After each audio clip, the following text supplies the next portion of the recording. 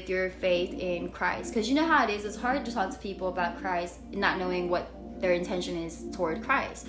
So I told him, I was like, well, I'm a believer in Christ. And he was like, oh, okay. And he was like, do you believe in like miracles, I guess, you know?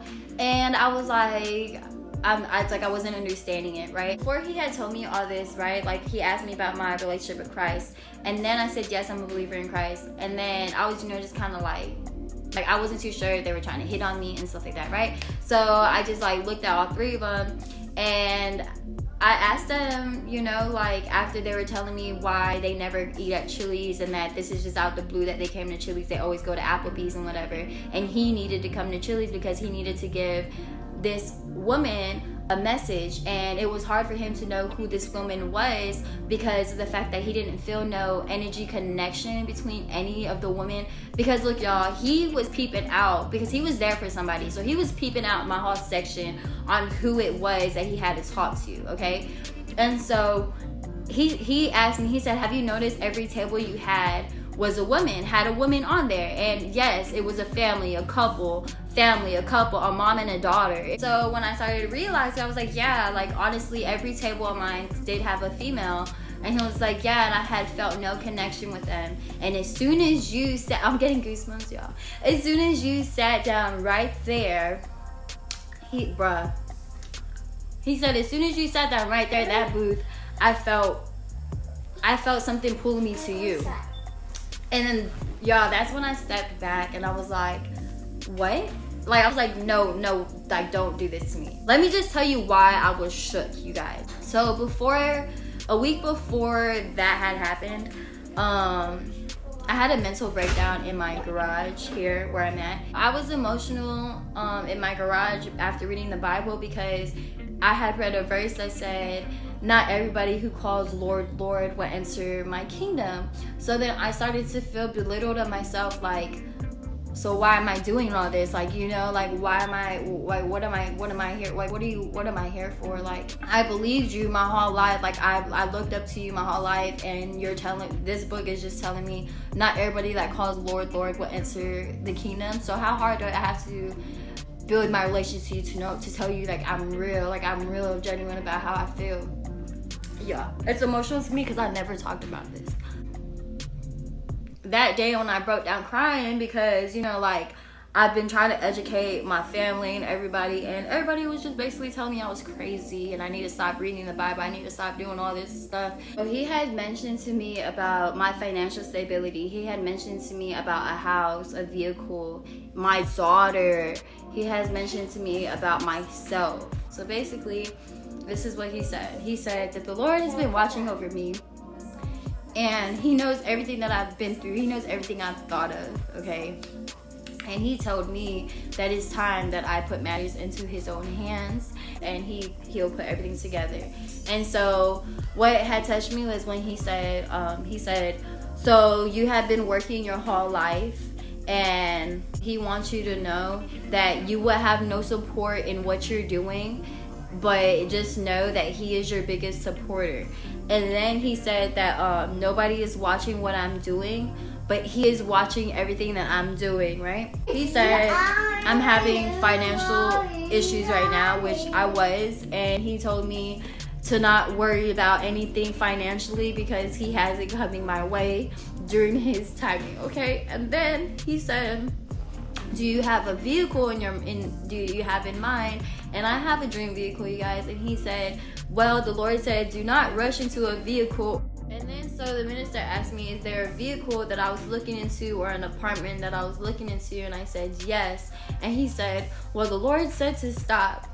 He said to stop because he's going to bless me with a house and he's going to he's going to give me my car, okay? And I didn't understand it at first because I was tripping because during that time I was looking for an apartment, not a house for me and my kids.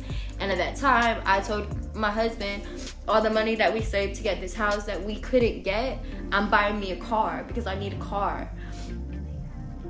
This does not all make sense to you guys. Like, it's all adding up, right? And then so I started to cry because I thought about the message that I asked the Lord, and I said, tell me something nobody knows about me. And I've never met this guy before, right? This guy, the last question was, do you have a baby? It had got me, y'all, because, like, you know, when he was telling me this message and stuff, I started to cry because it was sentimental to me, and I have big faith in the Christ, you know. And so when he had told me that I've been working my whole life and what I'm doing, nobody will support me, but he's watching me, he's supporting me, I was just thinking like, oh, probably my YouTube and stuff like that.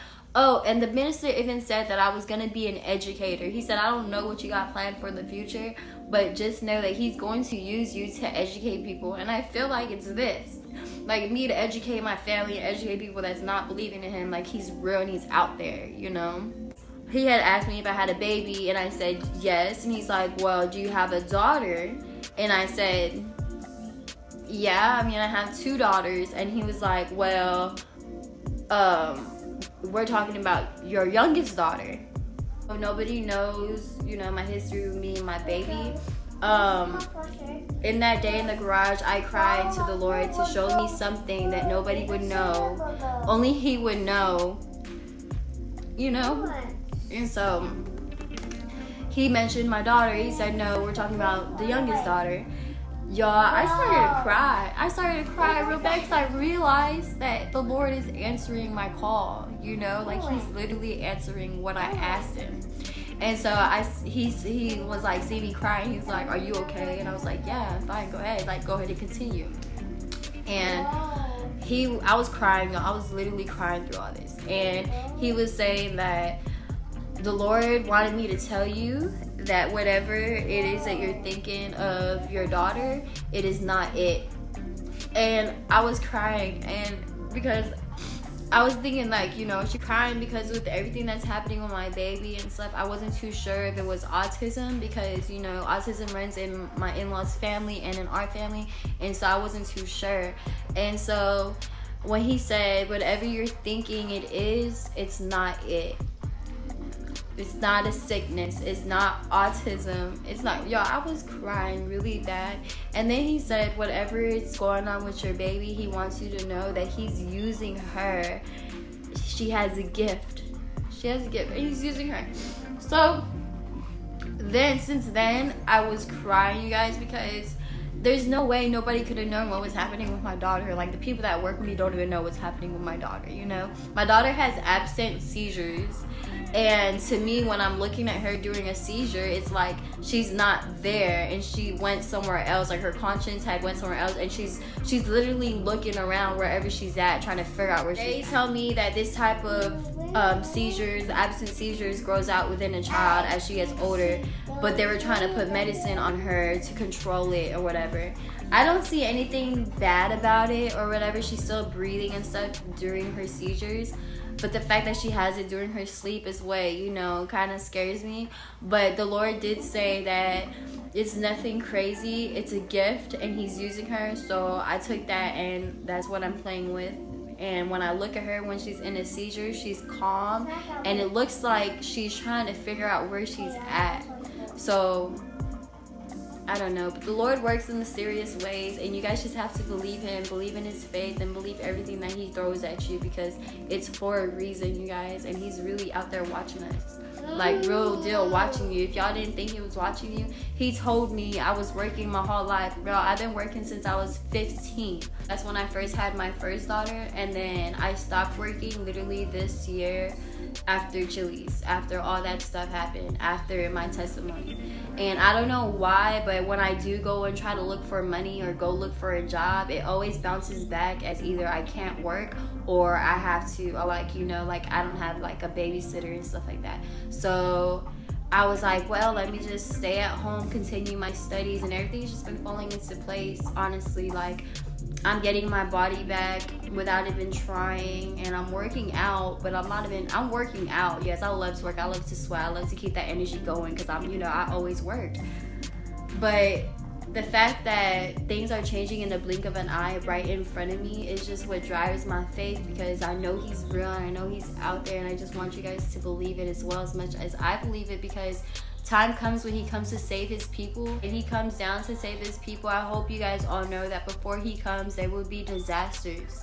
And you would have, like, I believe you have to hold him up to everything, because he will come back for us. I haven't got so far in the Bible, I just started it, but people are saying, all the ministers or pastors that I watch on my feed, on my TikTok and stuff, they all say that going to heaven is not the goal, but his goal is to make a new earth and a new heaven, if that makes any sense. So he's trying to cleanse the world, but it's hard to cleanse the world when Satan is mad at the people, because we can always turn to God and have him accept us, but Satan cannot be accepted because he disobeyed already.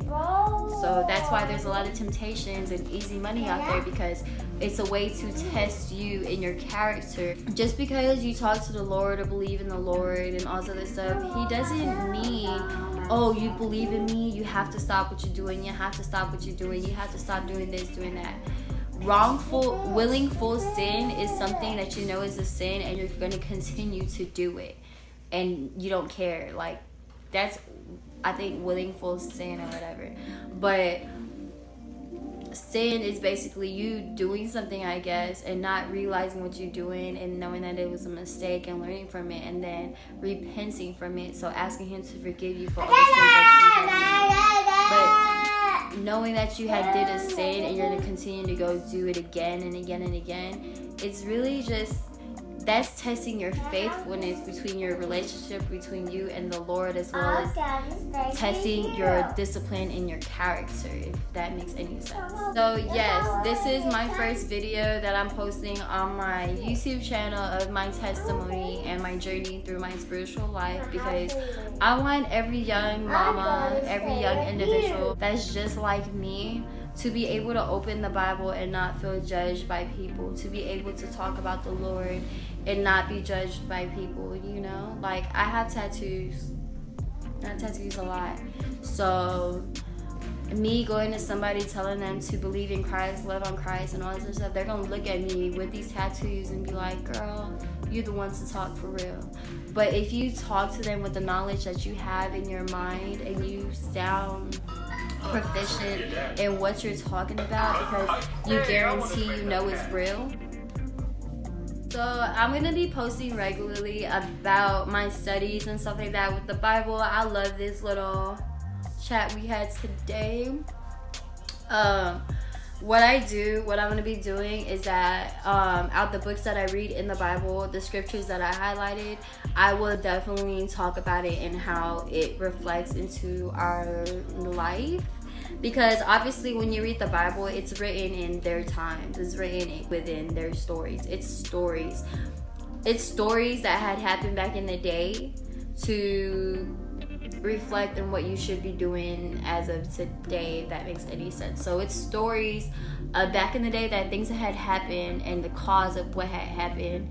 And it's just teaching us that the things that we shouldn't do, things that we should do, things that we should believe in, all this other stuff. And it sucks because religion was made to separate everybody to believing that there's one God. But that is something, religion, that is something we'll get into another video. This is my testimony video, basically telling you guys why I decided to take a step further into disciplining myself, to getting a step closer to the Lord, because he is real and he's out there and he listens to everybody. Even if you feel like there's nobody listening to you, he is listening to you, okay? There's some things that the Lord prepares us for in life to help us prepare throughout the future, if that makes any sense. So if you were ever in a time where you were like, oh, I wanted you to help me, you didn't, and whatever, I believe it's because you belittled your faith, if that makes any sense. Like in one of the books, I think it was in the book of Matthew, if I'm standing correct, but in one of the chapters, it had said something that one of his disciples had seen Jesus walk in on the water to their boat, and they realized that he was, a god. And so one of them had asked him, I don't want to say the names because I don't want to get it wrong, but had asked him how come he can walk on water or like something, the waters are too strong, something like that. And so Jesus took him off of the boat and made him walk on water too. But then Peter started to get, I don't know if that was his name, but he started to get scared and all this other stuff, and he started to sink. So it was being scared and all that started to get his faith losing, to lose his faith. So the Lord looked at him and said, "You're losing your faith." And it was said when he was holding him and he was sinking, he said, "Lord, are you gonna help me?" And other stuff. So Jesus told him, "Well, you belittled your faith in me. Do you not think I can save you?" So basically, if your faith is low, like if, let's say, oh, I'm praying to Christ that I hope I pray I get this job or whatever, and your faith is not high for it, or if your faith is really low, I honestly feel like you wouldn't feel a connection through your prayers with the Lord because you have no faith. But if you continue to build your faith and know, I feel like you would have a strong connection with the Lord because you have faith in him. You don't give up on him because he never gives up on you. So that's honestly why I broke down yesterday and I was crying to myself, because I feel like I realized, oh, he's teaching me a lesson. Like, I really have no patience, and that's what he's teaching me, is patience. And I have to sit back and let him do his job. And if y'all think that the Lord don't send subliminal messages, I'm going to have another video that talks about just subliminal messages, because this is really just me introducing to you guys that I'm really about my faith, and this is my testimony and why I believe in the Lord. So that's really, when someone tells you a testimony, it's something from a message from the Lord to them personally that made them believe in the Lord.